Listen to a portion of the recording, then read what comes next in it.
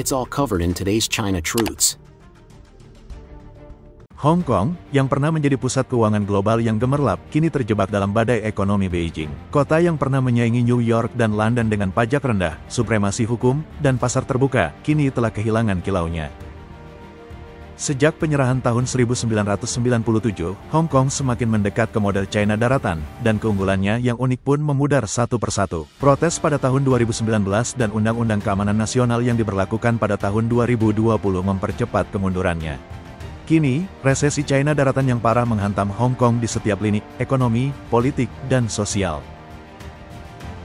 Retakan terlihat di mana-mana. Tunggakan gaji telah membengkak hingga puluhan juta dolar, memicu pemblokiran jalan, mogok kerja, dan demonstrasi yang sengit. Para pekerja memanjat perancah, membentangkan spanduk, dan menuntut gaji yang menjadi hak mereka. Meskipun polisi dikerahkan untuk meredam amarah, industri konstruksi tidak sendirian. Sektor catering kota, yang dulunya makmur, kini runtuh. Kebangkrutan, utang, dan gaji yang tidak dibayar menghancurkan restoran besar dan kecil. Contoh mengejutkan terjadi pada tanggal 7 Mei ketika Ocean Empire Kanji, sebuah nama yang sudah dikenal selama 3 dekade, tiba-tiba menutup semua gerainya. Hampir 100 pekerja bergegas ke Departemen Ketenagakerjaan, menuntut pembayaran gaji yang telah menunggak sebesar 15 juta dolar Hong Kong. Banyak di antara mereka yang tidak digaji selama sebulan penuh. Beberapa bahkan merangkap jabatan, kasir, pencuci piring, bartender, namun berakhir menjadi pengangguran dalam semalam. Biaya yang melonjak, penurunan belanja konsumen, dan eksodus pengunjung ke Shenzhen setiap akhir pekan telah memberikan pukulan telak bagi restoran-restoran Hong Kong. Antara Mei tahun 2023 hingga April tahun 2024, 2.234 restoran tutup, sementara hanya 1.791 yang baru dibuka. Ini adalah kerugian bersih yang sangat signifikan. 13 jaringan restoran besar telah bangkrut di tahun ini saja. Setiap penutupan meninggalkan jejak tuntutan hukum, utang, dan kehidupan yang hancur. Pusat perbelanjaan dan perusahaan asing juga ikut terseret. Ekonomi yang lebih luas stagnan, membuat pemulihan upah hampir mustahil. Para aktivis buruh memperingatkan bahwa Hong Kong mulai terlihat seperti China daratan. Jam kerja panjang, tekanan tanpa henti, dan ketidakpastian dalam hal pembayaran gaji. Sistem subkontrak yang korup dalam industri konstruksi berarti para pekerja akan ditinggalkan begitu saja saat perantara yang licik menghilang. Pada akhir 2023, Serikat Pekerja Industri Konstruksi Kota mencatat hampir 200 kasus yang memengaruhi hampir 2.000 pekerja, dengan tunggakan yang mencapai lebih dari 300 juta dolar Hong Kong. Di dunia maya, suara-suara pahit bergema dengan keluhan yang sama. Sejak Inggris pergi, kemakmuran Hong Kong ikut lenyap. Para komentator mengejek janji satu negara, dua sistem, dan menyebutnya sebagai satu negara, satu jebakan. Eksploitasi, tuntutan hukum, dan gaji yang tidak dibayar kini menjadi hal biasa di bawah kendali Beijing. Serikat Pekerja menuntut reformasi mendesak, hukuman yang lebih berat bagi pengusaha yang menyalahgunakan wewenang, regulasi yang lebih ketat, dan dana perlindungan upah yang lebih kuat. Namun, dengan pasar properti yang sedang jatuh bebas dan resesi China daratan yang memburuk, Hong Kong menghadapi kenyataan yang suram. Kota yang pernah dikenal sebagai permata mahkota keuangan Asia kini berjuang hanya untuk memastikan para pekerjanya tetap digaji. Di media sosial, kemarahan atas kemunduran Hong Kong meledak setiap hari. Sebuah unggahan yang marah berbunyi, Hong Kong sekarang tidak bisa dibedakan lagi dari daratan China. Para pekerja upahan adalah apa yang Anda dapatkan ketika supremasi hukum mati. Yang lain menyebutnya kehancuran tata kelola, memperingatkan bahwa penderitaan para pekerja mencerminkan apa yang dialami warga biasa di seluruh China. Komentar pahit lainnya menyimpulkannya, ini Hong Kong di bawah kekuasaan Partai Komunis China, PKC, di mana kekuasaan adalah absolut, pelecehan adalah hal rutin, dan bahkan upah pun tidak dapat dijamin. Sindiran berubah menjadi gelap dalam unggahan viral lainnya. Selamat, warga Hong Kong. Anda akhirnya bergabung dalam kehidupan bahagia warga China. Langkah selanjutnya, berlutut. Mereka akan membuat Anda berlutut ketika Anda protes, memberi Anda kode kesehatan, melarang Anda bepergian ke Beijing, memutus internet Anda, membekukan rekening Anda, melacak Anda sebagai pembuat onar, dan jika tidak ada yang berhasil, mereka akan melemparkan Anda ke bangsal psikiatri. Kejatuhan kota ini bukan hanya tentang ekonomi yang hancur. Ini tentang orang-orang yang pergi. Kalangan kelas menengah melarikan diri secara berbondong-bondong. Untuk mengisi celah tersebut, Beijing meluncurkan skema penerimaan migran berkualitas, mengiklankannya sebagai cara untuk menarik talenta global. Kenyataannya, lebih dari 90% pendatang baru memiliki hubungan dekat dengan partai. Para kritikus mengatakan rencananya sudah jelas. Kuras warga Hong Kong sendiri dan isi kembali dengan elit yang loyal kepada Beijing.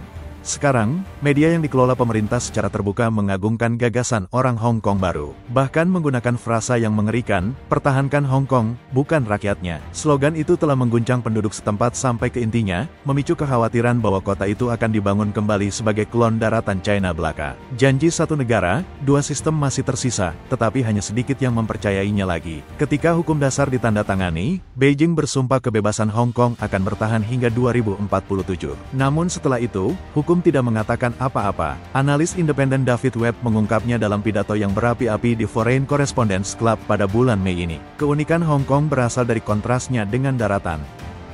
Kami pernah memiliki pemerintahan yang ramping yang berfokus pada hal-hal penting, pendidikan, perawatan kesehatan, jaring pengaman. Perlahan, kami telah tergelincir ke dalam perencanaan terpusat ala Beijing. Peringatannya sangat gamblang. Setelah 2047, apa yang akan dipelajari oleh mahasiswa hukum? Hukum Hong Kong atau hukum China? Dia mengakhirinya dengan kebenaran yang belak-belakan. Kemakmuran kita lahir dari laissez-faire. Era itu sudah berakhir. Pertanyaan sebenarnya bukan hanya apakah ekonomi Hong Kong dapat bangkit kembali, tetapi apakah kota ini dapat merebut kembali kebebasan, kepercayaan, dan identitasnya. Sementara itu, Shanghai gemetar di bawah badainya sendiri. Kepanikan telah mencengkeram pasar properti. Bahkan keluarga terkaya pun mencairkan aset dengan kecepatan sangat tinggi. Bagi warga biasa, rasanya lebih dari sekadar kehancuran perumahan. Rasanya seperti awal dari kekacauan. Seorang wanita mengaku dalam ketakutan. "Saya menelusuri daftar tadi malam. Tangan saya gemetar. Ada 160.000 rumah yang dijual."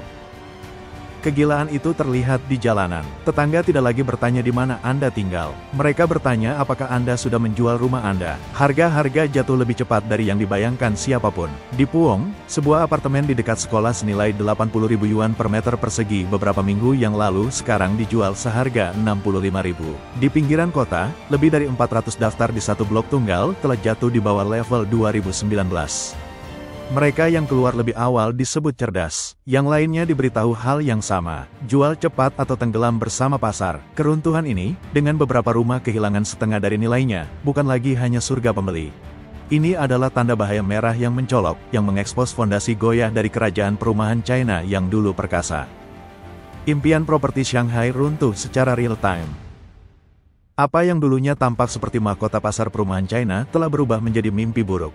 Selama bertahun-tahun, apartemen mewah di Shanghai bukan hanya rumah. Mereka adalah simbol status, surga investasi, dan bukti utama masa depan China yang sedang booming. Tapi tidak hanya Shanghai, Beijing, Shenzhen, dan kota-kota besar lainnya terperangkap dalam spiral ke bawah yang sama. Di Beijing, apartemen kelas atas tidak terjual meskipun ada diskon besar. Di Shenzhen, yang dulunya merupakan tempat bermain jutawan teknologi, investor membuang properti dengan harga obral. Di seluruh Guangha, Chengdu, dan Hezhou, cerita yang sama berulang. Menara-menara kosong, penjual yang putus asa, dan kepercayaan yang runtuh. Kota yang dulunya merupakan barometer kekuatan real estate China, kini menjadi pusat kelemahannya. Psikologi pembeli telah berbalik dalam semalam. Klien kaya, yang dulunya berebut untuk saling menawar, sekarang menunggu di pinggir lapangan dalam ketakutan. Logikanya sederhana. Mengapa membeli hari ini jika harga besok bisa lebih rendah?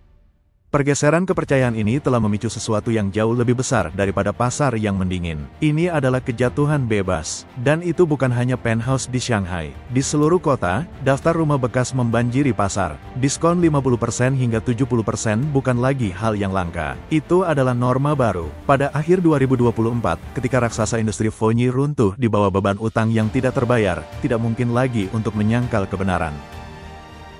Kerajaan perumahan China runtuh secara nasional. Kepanikan telah menyebar ke media sosial China, di mana satu frasa yang mengerikan telah menjadi viral. Orang Shanghai melarikan diri dari Shanghai. Para komentator mengatakan ini tentang lebih dari sekadar uang. Ini tentang naluri bertahan hidup. Shanghai, kota pelabuhan global di tepi selat Taiwan, hidup di bawah bayang-bayang potensi konflik. Bisikan perang telah membuat banyak warga percaya bahwa menjual dan pergi sekarang mungkin satu-satunya pilihan yang aman. Sebuah video viral dari Tuan Kong yang berusia 61 tahun menyentuh saraf. Dia memperingatkan bahwa penurunan properti Shanghai bisa berakselerasi menjadi spiral yang tidak terkendali. Alasannya, dua kekuatan bertabrakan sekaligus. Nubuat yang tidak menyenangkan tentang perang pesisir dan kemerosotan ekonomi yang menghancurkan yang mendorong keluarga untuk mundur ke kota-kota pedalaman yang lebih murah. Pergeseran demografi menceritakan kisah yang sama. Sementara kota-kota kecil di barat mendapatkan penduduk baru, pusat-pusat besar seperti Shanghai kehilangan orang. Dan tanda yang paling jelas, elit kaya China berkemas dan pindah ke luar negeri.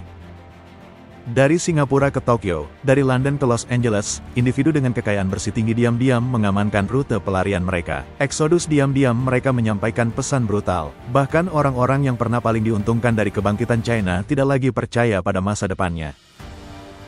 Bagi warga Shanghai biasa, rasa sakit itu tak tertahankan. Percakapan sehari-hari sekarang menggemakan keputusasaan. Seorang wanita bertanya terus terang, mengapa Shanghai terasa lebih miskin daripada kota-kota lapis kedua atau ketiga. Dia mengungkapkan bahwa teman-teman di bisnis stasiun pengisian daya memperkirakan kota itu telah kehilangan 2 hingga 3 juta penduduk hanya dalam 2 tahun. Bukan hanya pekerja migran yang pergi, bahkan penduduk asli seumur hidup meninggalkan tempat kelahiran mereka.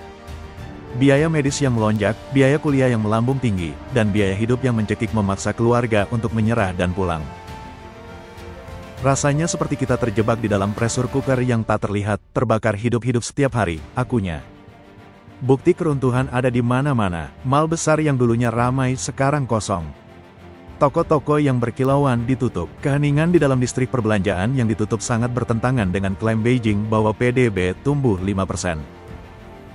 Realitas di lapangan memicu satu kecurigaan yang tak terhindarkan. Angka-angka itu palsu. Netizen mengejek laporan resmi yang mengatakan ekonomi sedang berantakan. Tidak ada kebijakan yang bisa menyelamatkannya. Perumahan tidak akan naik lagi. Yang lain melangkah lebih jauh. Jika 2024 adalah tahun China melemah, 2025 adalah tahun ia runtuh. Ledakan ini lebih dari sekadar harga rumah yang jatuh. Ini adalah kematian sebuah sistem. Selama beberapa dekade, properti China bukan hanya beton. Itu adalah keyakinan, iman pada inti kekayaan keluarga. Sekarang keyakinan itu hancur. Penjualan panik, kepergian massal para elit, bisikan perang yang menjulang. Bersama-sama mereka membentuk satu sinyal. Masyarakat China kehilangan kepercayaan tidak hanya pada ekonominya, tetapi pada seluruh masa depannya.